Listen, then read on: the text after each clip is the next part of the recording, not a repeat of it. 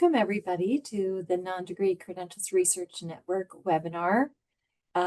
We've got Peter Bahr here today, which we're really looking forward to, and others are joining us as we go as well. Do you want to take it over, Peter? Sure. And there's Kyle. There we go. There he I'll admit him. is. There we go.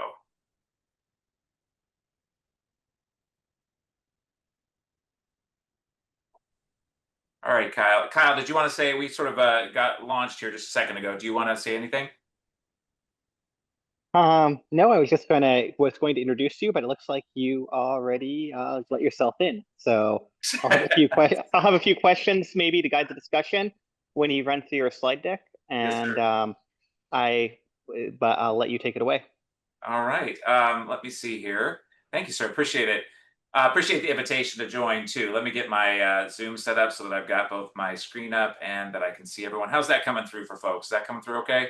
Hmm? Yeah, excellent. Thank you. So my name is Peter Bahr. I think I know an awful lot of people on this call. Looking at the names, thanks for everyone for coming out.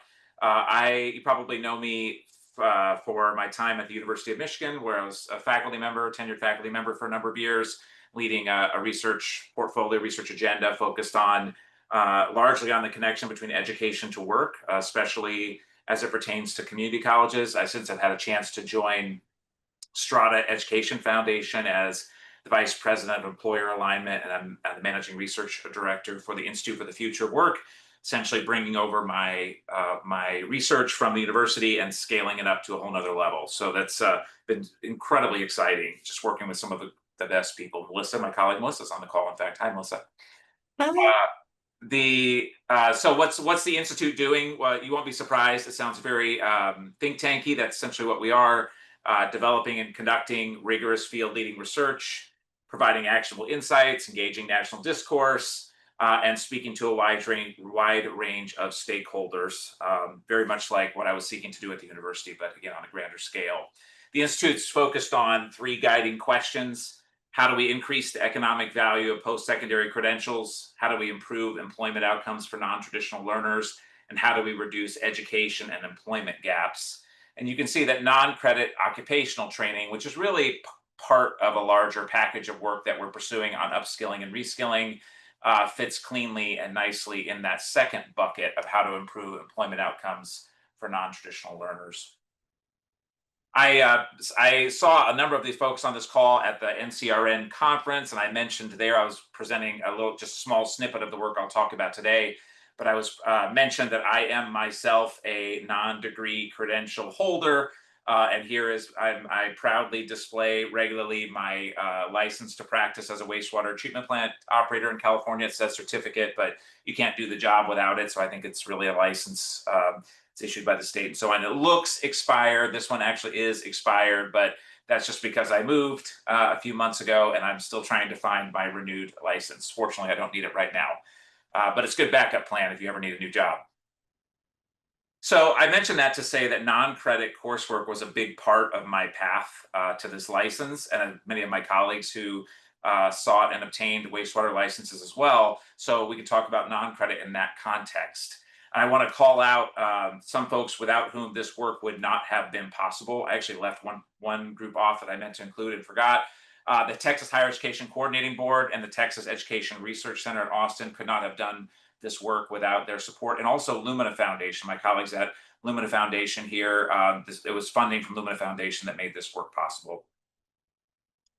So I'm gonna lead off here, sort of just launch into this work and give a quick intro to non-credit, why we care about that, and how that's situated in this larger question of non-degree credentials. But I want to invite folks, please, to hurl questions, to just pop on and raise questions or what have you. So much more interesting than just hearing me chatter on about this topic. So please feel free to weigh in. Let's keep it pretty informal if we can, and get some friendly discourse happening here. But why does it matter? Well, one, it's massive scale, right? There's something like, we don't even actually have very good numbers. We know that it's at least 4 million students a year participating in non-credit education of some kind or another.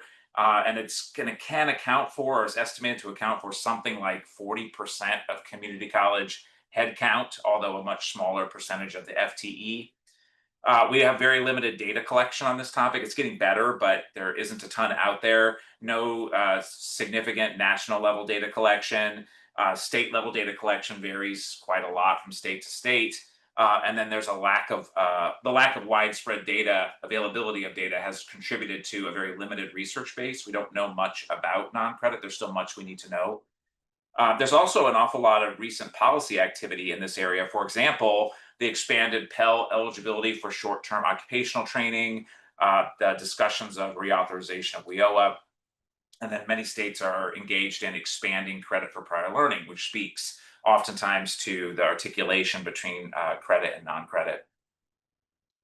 When we talk about non-credit, it gets tricky because depending on where you go in the country, non-credit can mean very different things. It's not even always called non-credit. Sometimes it's workforce training or continuing education or what have you. That goes by all sorts of different labels. And even the word non-credit, I had a chance to speak to a group of scholars focused on CTE. I said, there's one thing we could do. We could get rid of the word non-credit and non-degree too, and replace it with something that's not a negating of an idea, but is actually its own idea. I know a lot of folks have argued for that. But this is one area where we would benefit from moving away from this concept of non-credit. But non-credit in many states is primarily occupational training, either open enrollment or to a lesser extent, employer-sponsored occupational training. And that's just based on sort of how the distinction is based on largely on who's funding the work, who's funding the education, and how it's been crafted, whether it's for a specific employer or for a broader employment community. Pre-college remediation is another big chunk in some states, for example, California. And then there's a small fraction of non-credit that is the personal interest, recreation, leisure type work. And for a long time, I thought that was the dominant chunk of non-credit. And it was only when I really began to dig seriously into this research that I realized, oh no, that's really quite a minority, that most of it is occupational training. How's it related to non-degree credentials? Well, let's sort of map that out.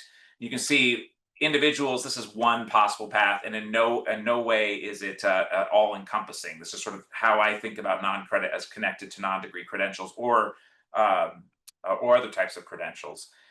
So here we have non-credit courses that often lead to a certificate of completion. You'll have some kind of demonstration of completion, which will prepare you to apply for or test for, or sometimes test in the non-credit course itself for a professional certification or a recertification or a license, such as this wastewater license, nursing license, and so on. And then in many places, you can articulate non-credit to credit, which could launch students towards a credit certificate or degree. So the connections between non-credit and credentialing and even the for-credit side of the house are, it's a relatively small number of steps to get from one to the next. I have a website that I built a while back to sort of contain some of the work that I've done and my colleagues have done in this area. If you want to grab this QR code, you'll be able to pop over to that webpage and see some of this work. One of the things that we did with some of my colleagues, Rudy Columbus, Jennifer Maitre-Paletti, and others, was a large 5-state study looking at non-credit, looking at students in non-credit and what kinds of experiences they were having, transitions from non-credit to for-credit, to some extent, their employment outcomes and so on. So what's the actual function of non-credit? Essentially 3 things. 1, it can be an on-ramp to for-credit coursework. 2, it can be a launch pad to gainful employment. 3, it could be potentially a dead end for disadvantaged students. And that's what we were trying to look at in this 5-state study, or what we looked at, the extent to which non-credit falls into each of these categories, to which they accurately describe non-credit. And I'm going to focus specifically here on the launch pad to gainful employment question. Again, here's a QR code you can pop over. Let me grab the, meant to get this before we walked into this room, but let me grab the link. I'll put the link to this paper that I'll be chatting about here. This is work that will be forthcoming in the educational evaluation and policy analysis, probably in a couple of weeks, I think is what we're slated for.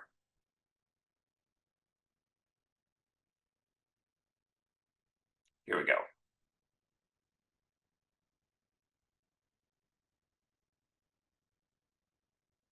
All right, me unable to find the chat window naturally. There we go. All right, that'll take you to the paper, the pre-published version of the paper, if you like. All right, I want to call out my collaborator on this is Dr. Rooney Columbus, my co-author of this paper at E&E Analytics, incredible scholar, really fortunate to work with him. What are we looking at? Data and methods. I could spend a lot of time digging through the data and methods on this one. It's pretty thick, as you would imagine. Anything that's going to be published in EPA would be. But I'm going to just sort of cover the highlights so I can focus in more on the findings and the implications of the findings. We're looking at longitudinal administrative data from the Texas Higher Education Coordinating Board. We're looking at 128,138 non-credit students and observing their in the community colleges in Texas and looking at their earnings from 20 quarters before they entered the non-credit program to 20 quarters after they entered the non-credit program. We're looking at a period of time, students enrolling between fall 2011 and 2014. And you may say, well, that was quite a while ago. You're right, it was quite a while ago. But at the time that we initiated this study, and even still to some extent now, we needed to be able to look at a period of time when we can map earnings over a long trajectory after training. But these students had no prior enrollment in non-credit or credit within the previous 5 years, didn't later enroll in credit, which is an important sort of parameter to put around generalizability. These are not students who went to non-credit, took non-credit, and then later transitioned to credit within a short period of time after their training. They were working age 23 to 60, and had some record of employment both before and after they enrolled in the training. We used individual fixed effects models, and there's all sorts of details you can read in the paper, but I won't belabor them here.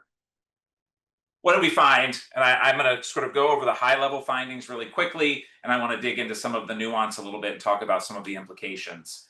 Above average real earnings gains for individuals in training across all types of training was $2,160 per year. Now, keep in mind that the average amount of training or the length of the training was something like 120 contact hours. So we're talking about a fairly meaningful earnings gain for a relatively modest investment in training. Above average gains in transportation and engineering sciences, average gains in construction, education and childcare, protective services, somewhat below average gains in nursing and allied health, there's some variability there, and no gains were visible for business and marketing, mechanics, repair and welding, information technology, and other fields. And I'll talk more about what those no gains mean there in just a moment. Thinking about the other sorts of variation on the gains in earnings, employer contracted training paid off to a greater extent than open enrollment training. Men, much more than women, secured earnings gains from non-credit.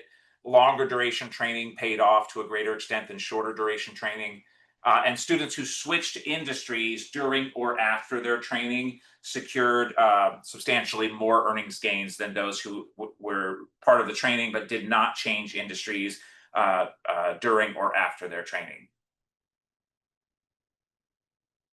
We also found just a lot of variability that we go into at length in this paper, which grew quite long, looking at earnings growth patterns being variable by field of study, no surprise there, open versus contract training, in training duration, industry switching versus staying, and then but the core findings across the paper as a whole held strongly over a variety of different outcomes, whether we looked at earnings conditional on employment, earnings not conditional on employment, just earnings essentially including the zeros, including periods of unemployment, logged earnings gains, or even just strictly looking at employment, where we saw about a 3.5 percentage point increase in 3.5 percentage point chance of 3.5 percentage point increase in the odds of being employed after training than before training.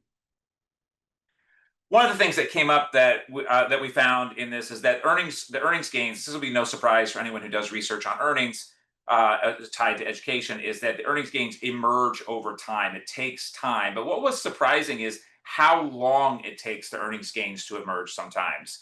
So this is earnings gains by field of study. And what we're mapping out on the x-axis here is the number of quarters since the training was completed. And what you can see, for example, is that the earnings gains for transportation start fairly low within 1 or 2 quarters after the training, you're not seeing the full implications, the full impact of that training on individuals' earnings. Although they rise relatively rapidly, you're not actually going to know what the full returns are until something like 7, 8, 9 quarters after the training was completed. On the other hand, construction, protective services, what we see there is generally a one-time boost in earnings that's fairly flat after 1 quarter after the training period. Same thing here when we compare contract training versus open enrollment. No surprise, contract training, employer-sponsored training, we tend to see the earnings gains are they're meaningful, substantially higher than open enrollment. We already knew that, but that they're relatively flat. You see a boost from the training, and then they are consistent over time. So you're going to be able to measure the returns to non-credit for contract training within a quarter or two after the training. However, open enrollment training, which is a majority of the training that's occurring, you won't actually be able to get the full sense of the earnings gains until something like 5 to 8 quarters after the training was completed in this period here. Duration of training is another one where we see implications for how earnings trends, how the earnings gains emerge. In the short run, the training by and large earnings gains look fairly similar across different durations of training, which is, if you think about it, that if you're looking in that short run at this sort of 2 quarters after training period that folks often talk about, you'll see that the earnings gains differential for long durations of training, like 151 to 300 hours or more than 300 hours, are not that different from short durations of training, like 31 to 90 hours. But when you push out in 5, 6, 7, 8 quarters, you can see a large gap emerges in the amount, the expected earnings gains or the average earnings gains by duration of training. And here you can really see the effects of the longer durations of training, where 90 plus hours, especially 150 plus hours, are securing much stronger gains than the shorter durations of training under 90 hours. And then last one, here's a question that we're continuing to investigate, is the question of changing industries. Why specifically is that industry change tied to such strong earnings gains, whereas individuals who did not change industries, their earnings gains are both modest and quite flat over time. We also saw, and we're continuing to investigate, the net importer exporting question. Which industries, keeping in mind that our sample is confined to individuals who took non-credit education, enrolled in non-credit occupational training. So these are folks that, when we're looking at their industry changes from before to after their training, it's conditional on the fact that they took the training in the first place. Here we see, though, that there are industries that are net exporters and net importers of trainees, occupational trainees, non-credit training participants. For example, natural resources, information, health services, all are importing individuals through this process of training, importing more than they're losing, than they're exporting through training. Whereas leisure and hospitality and trade and transportation, it's actually a net decline among training participants. So I want to talk about the implications, and this is important. I'm still working with my colleagues trying to iron out just sort of what are all the implications that we can draw from this. So let me try on a couple here, and then I am eager for your feedback and thoughts. First, earnings gains and employment outcomes really need to be central to how we think about workforce Pell and WIOA funding as they're discussed going forward. But the earnings measures need to account for the time it takes for the full gains to emerge, which we can see here could be 5, 6, 7, 8 quarters after the training, as opposed to the often preferred 2 quarters. We need to be looking out on a longer time horizon to really understand what the training is doing for individuals' earning potential. It's also true, and it's important to highlight, that just because a field of study did not yield earnings gains does not mean it's not important. That's a lot of negating. It can still be very important for employment outcomes. And that's going to be cases where a worker needs to recertify or relicense, and doing so is conditional on the training. This is another case where I can draw on my own experience. At one point, I had a license to practice as a clean water treatment plant operator as well in California, but there was a continuing education requirement. And because I was no longer in the field, it was just too much to keep track of and to do. And so I let that license lapse several decades ago and just let it go. But that was a continual training requirement. And I would not have been able to, and did not maintain my license to practice because I didn't continue to train and retrain in that field and recertify in that field. And without that license, you can't actually do the job legally in California. We see that longer training tends to pay off better than shorter training. That's not a surprise for anyone who studies the relationships between education and earnings. But here again, it's important to note that the earnings advantage of the longer training is not immediately evident, or at least the full scope of it is not immediately evident. It emerges over time and over a pretty significant amount of time. We'll have some questions about stackability and portability, and we're going to have to rethink how to bridge what I see at least as the oftentimes artificial divide between non-credit training and credit coursework. Now, that doesn't necessarily mean that all non-credit training should be awarded credit, but to the extent that there is rationale for articulation between non-credit and for credit, we should remove the barriers to awarding credit for that non-credit training to allow individuals to launch into credit programs when those are available.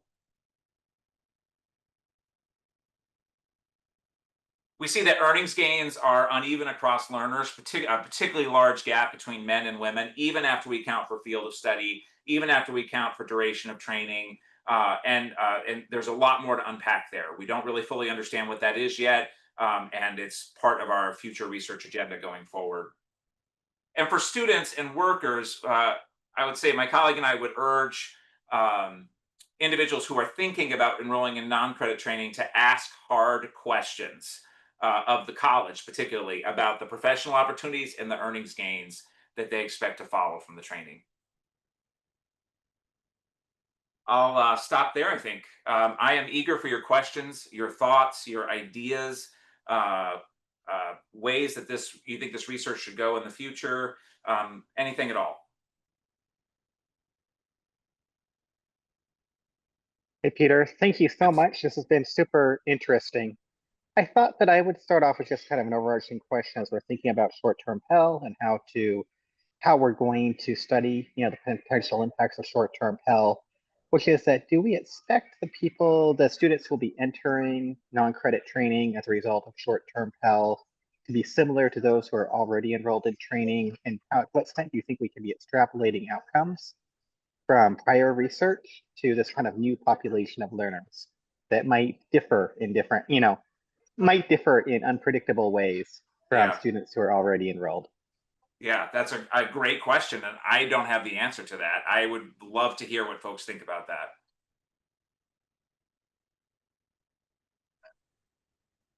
I think you Let's see, stumped everybody, Kyle. yep. I've got a few questions in the chat here. Philip Long, if you want to take yourself off mute. Sure. How's that? The question was: there's a longer training, a differential benefit to longer training in some given fields.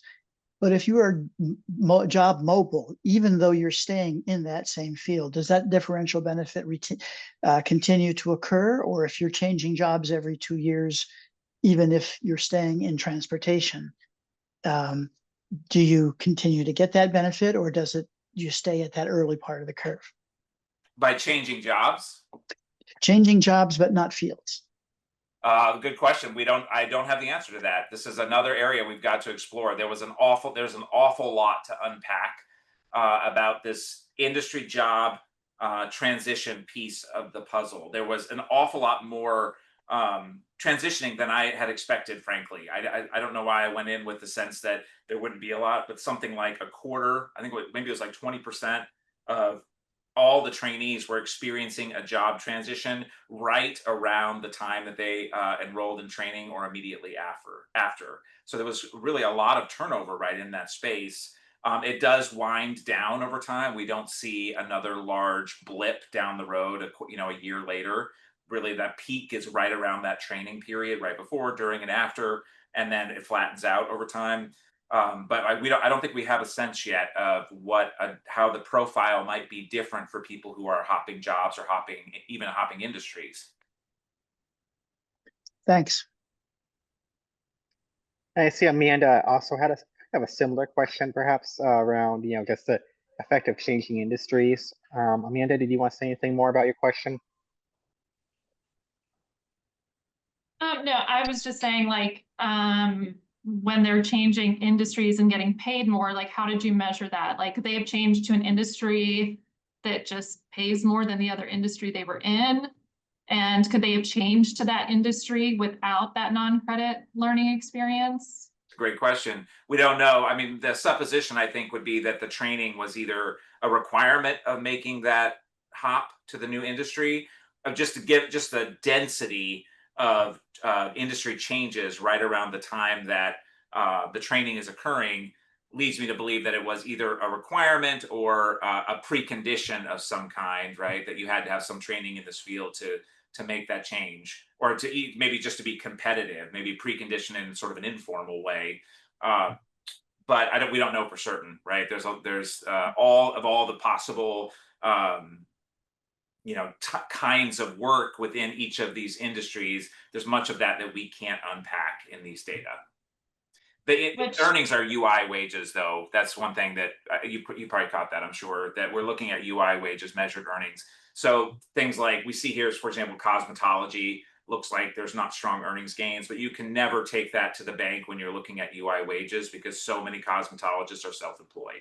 So I never look at cosmetology and UI wages and think we're getting an actual measure of what the training is yielding. Right.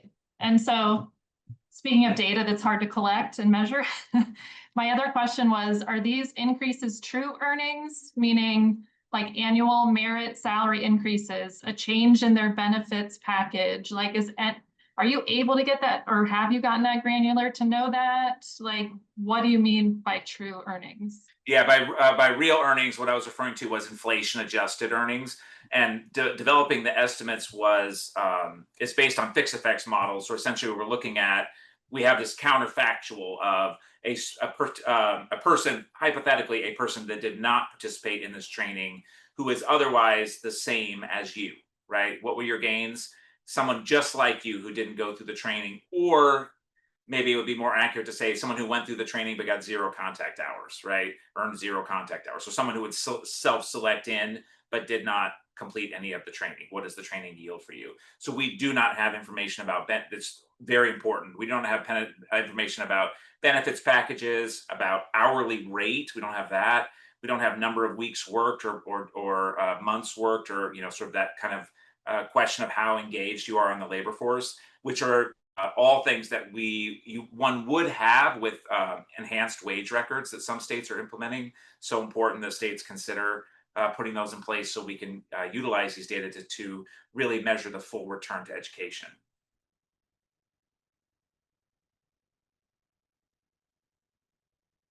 John Sampson, you had a question about industries with no gains.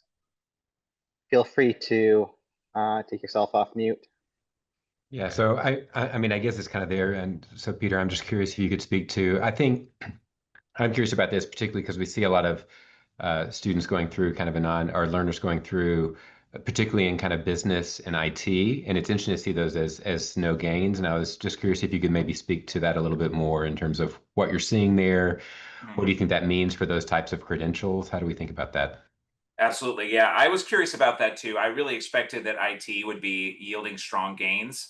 And so our next step in this work is to dig into the specific programs that are being offered in IT and non-credit. Like, what are the dominant, if we could get even the top 10, the largest shares of the programs that are being offered that are classified as IT, so we can understand how they're related to labor market opportunities. I don't think we have answers to that question yet, but it's on the hot plate. Great, thanks. I have Jonathan Steinberg next in my queue here. John, do you want to share your question about kind of industry changes? Yeah, hi, Peter. Thanks. Good to see you again. Hello, sir. My question was purely geographic in nature. Texas is very diverse, and I've seen, because I have family both in Dallas and San Antonio, and my question was, given the rise of how the communities in Dallas, San Antonio, and also Austin have changed, really in the last quarter century, but I don't know how relative to the time period you focused on. Do you have the ability to drill down on how local labor markets have been impacted by this non-credit? And you also said that um, one of your last points in the implications were related to putting more pressure on the colleges. So, like, have you looked at the individual colleges, whether 2-year, 4-year, or whatever you have? Do you have any information on that to This explain it? this paper is so long. I'm feeling like we didn't cover the right stuff because all the questions are like, nope, we don't know that yet. Nope, we don't. Or all the answers are nope, we don't know that. We have not looked at regional variation, but I think that also it's not something I've actually spent a lot of time thinking about. And I think you're absolutely right. We need to go in and look at that regional variation. I don't think we're really going to be able to understand the industry component, the industry transitions until we dig down into the um, regional aspects of gains and how they're different from one place to another. That's a great point, and I will make sure that's the center of what we're doing going forward. Okay, great, thank you. Going down the list I have, I see Noah. I think, Noah, you're going to raise one of the most central questions that ever gets asked about the value of non-credit training. But if you want to go for it. Sure. Just, if looking at earnings outcomes, how big is the risk of otherwise high quality programming and high value programming getting mislabeled as low quality or low value? If, for example, credentialing programs for early childhood educators, that's make a huge difference, but, maybe gets labeled low quality, low value. How big is the risk of that, and what are the potential consequences that you foresee? I think they're big, and that's why I recurrently, frequently condition the findings of no gains on the fact that gains are not the whole story, right? Just seeing earnings gains is not the whole story here. So you are absolutely right. I agree wholeheartedly, and I continue to drill that point. First of all, that we're not always going to see gains to high value. As I mentioned earlier, I may not get a raise for recertifying my water license like I'm required to do, but didn't do, to continue to maintain that certification. That's a condition of my employment. Is it a high value job? Heck yes, it is. Everyone likes clean water, and you need people who are trained to operate those clean water plants. So it's a high value job, probably even high earnings still. It was back in the day. And whatever training or certification whatever training I need to get to maintain my license would be critically important to that high value job and keeping my earnings, keeping my wages. So I don't think we cannot tell the whole story of the training through earnings gains. And I think figuring out the right messaging in that space is very important. That we would want states to lean into measuring earnings gains and taking that seriously, like many are, but that you cannot encapsulate the value of the education in a single metric.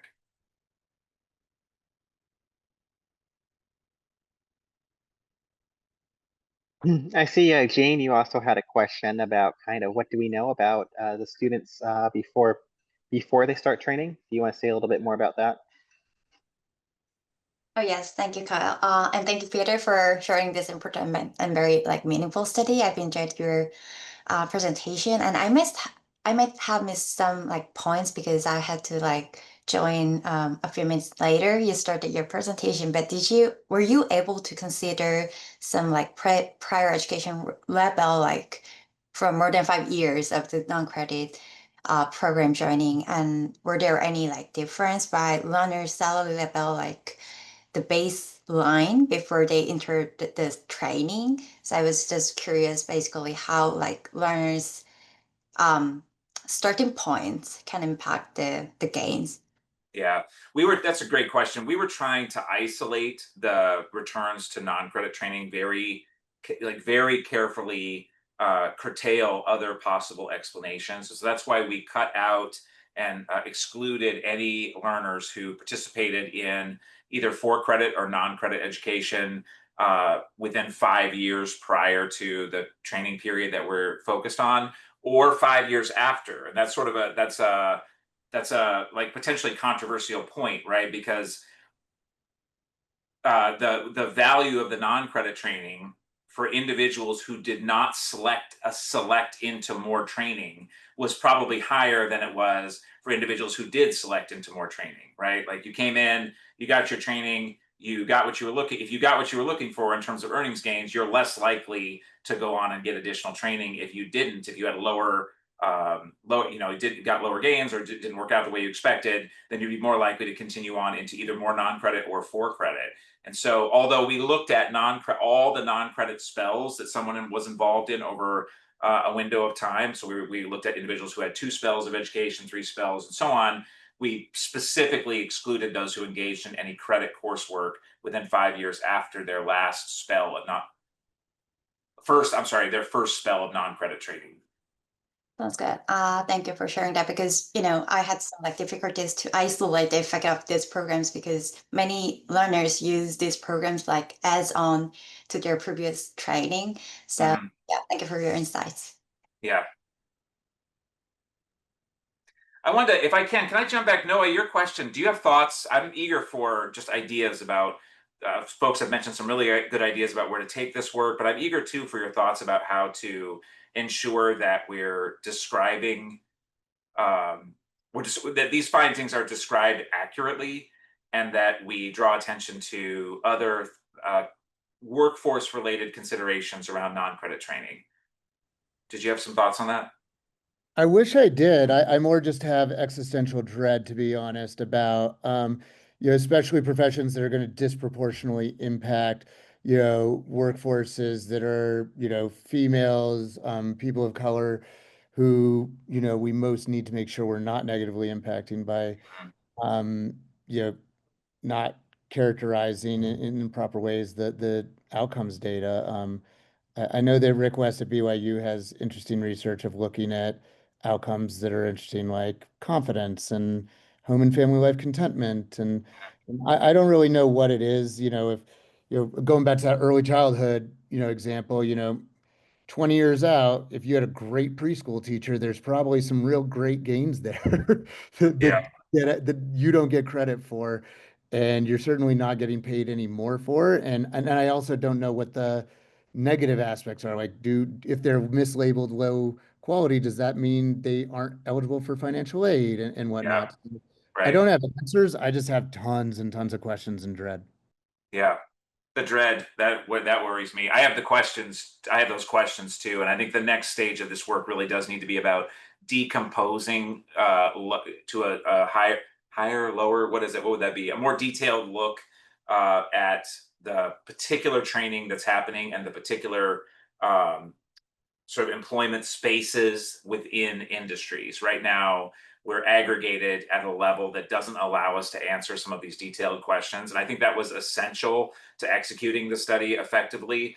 But now that we've answered that broader question about, okay, big picture, there are earnings gains here. And that's like a takeaway that I think can get lost in some of the details. Like $2,160 a year in real dollars is pretty good. It's pretty darn good for 120 contact hours on average. So there's definitely gains happening there, and I was skeptical that we would see any gains at all. And so we took that number apart in every possible way we could, and it held up to all the scrutiny we could throw at it, all the alternative models, all the alternative considerations. And so that's, I think, a very important point here for something that we have not known for sure. We haven't known if non-credit training really pays off. Now we know on average it does. Now we just got to figure out why, like what's happening field by field in that training that's yielding earnings gains or not. And when it's not yielding earnings gains, is that because it's serving some other critical workforce function that isn't necessarily going to produce sizable earnings or a jump in earnings?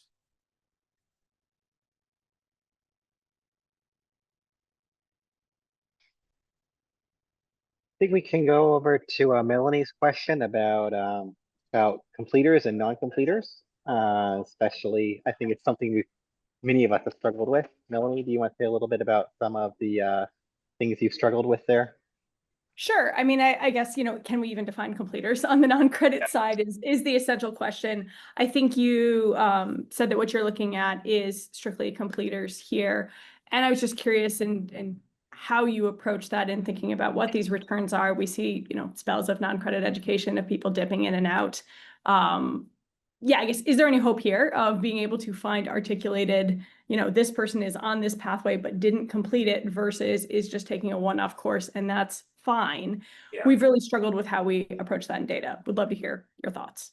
Yeah, I'm so on board with you. Part of the future agenda for the Institute is pulling, and I mentioned this just super briefly earlier. I just touched on it so quickly. I didn't cover it the way I would have liked, but part of what the Institute is going to be pursuing is a line of research that deals with upskilling and reskilling more holistically. Like right now, I've got buckets of work on the credit side. I call it upskilling and reskilling, and I got buckets of work on the non-credit side, and I call that non-credit occupational training. But really, what we're looking at, two sides of the same coin, right? We're talking about folks who are either coming into college or community college to take a course or two that happen to be credit that's going to help them get where they're trying to go, or they're taking a course or two on the non-credit side that presumably is going to help them get where they're trying to go.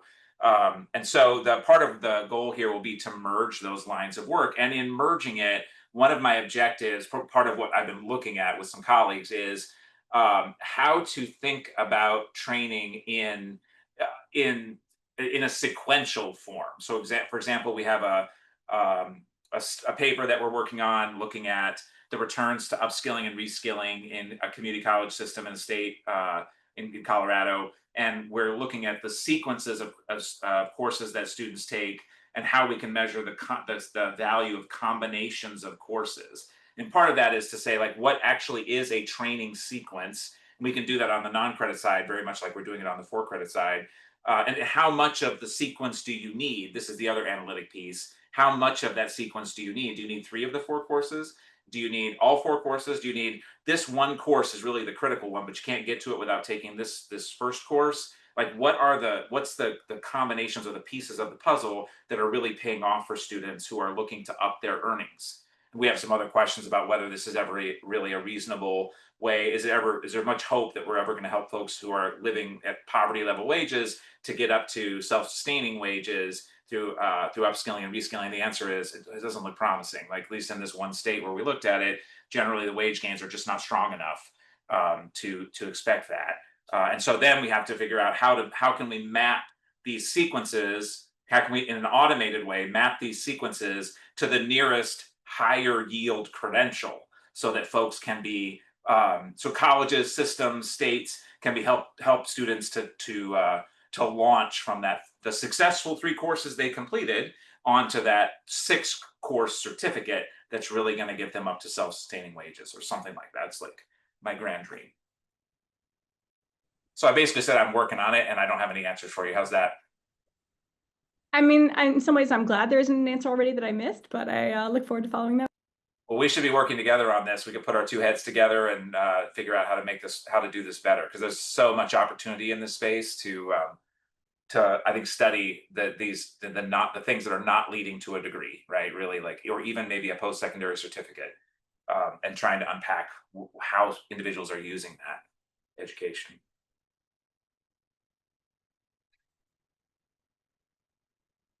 I have to agree. I think what you were saying, you were kind of speaking the need for granularity in a lot of our indicators. And unfortunately, that has just been one area where I think that for a lot of researchers in our NCRN community have struggled to find that level of granularity when it comes to, what's really being learned in the classroom, what the quality of instruction really is, what we can know about fields of study, and skills taught, especially skills taught. And, I think that, at least kind of speaking on my own soapbox here, moderator's privilege, I would say that, as we are able to identify more skills taught through syllabi, through textual sort of documents that describe learning, where we're not just taking a course number or a field of study, a zip code, but able to knock that down a little bit into how well aligned those fields of study are with the labor market. I think we will make some more progress on these research questions. Certainly a great time to be in this field of research. A lot of exciting things that we can do now that even a few years ago, I think the data systems weren't quite up to task. Speaking of which, I did want to say, acknowledge Kathy Hughes. Kathy, do you want to say a little bit about your work with Michelle that you kind of mentioned in the chat here?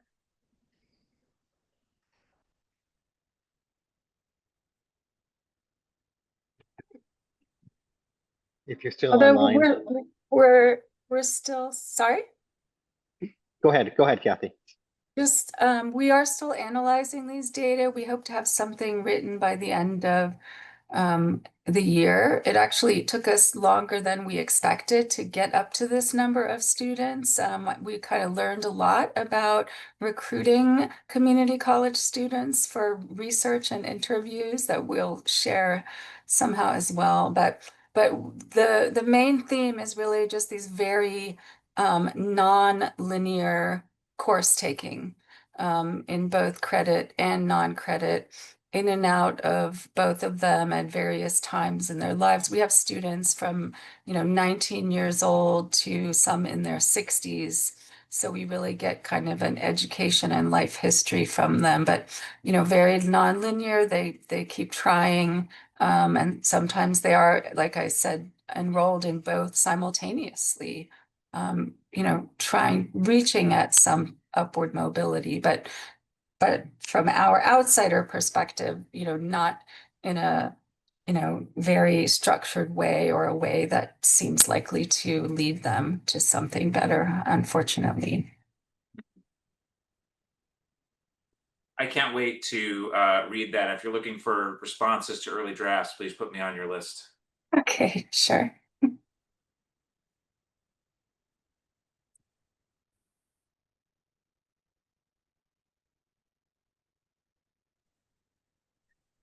So I'm not seeing further questions. A few observations in the chat, but no further questions. So we will, and by the way, there was a couple of questions about getting access to the slides, and we'll be happy to distribute those to folks who are interested.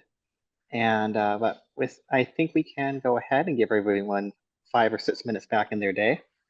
But thank you so much, Peter.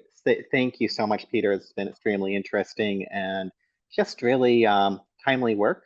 I think we all look forward to working together as an NCRN community as we have this really great opportunity to figure out how can we produce some knowledge that'll be really hopefully useful as policymakers sort through the implementation of short-term Pell, and we potentially get to enjoy this moment that I think a lot of us have been eagerly awaiting for years and years, for this really, really exciting time for to really see an expansion in access to non-degree credentials in the U.S. Yeah, absolutely. Yep, we will be announcing another NCRN webinar very shortly, as we had so many great presentations, some of which we had some feedback on the NCRN Spring Conference in May, that some of them were quite rushed. So this fall, we'll be hoping to bring back some of our speakers from the NCRN Spring Conference to give some more in-depth presentations about their work.